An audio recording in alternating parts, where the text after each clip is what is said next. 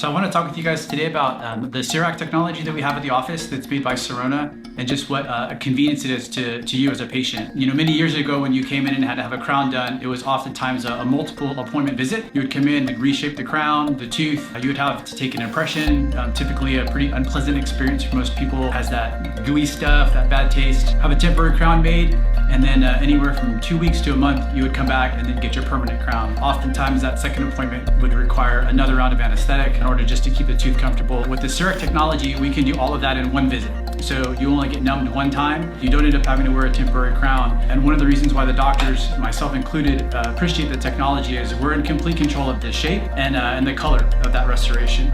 So a lot of times when we send things to the lab, we have great lab technicians that we work with, but we're kind of not in control of the exact shapes and contours. We want to make sure that you've got a good tight contact between the teeth so that you don't pack food, that the margins are good and closed, and that it looks beautiful.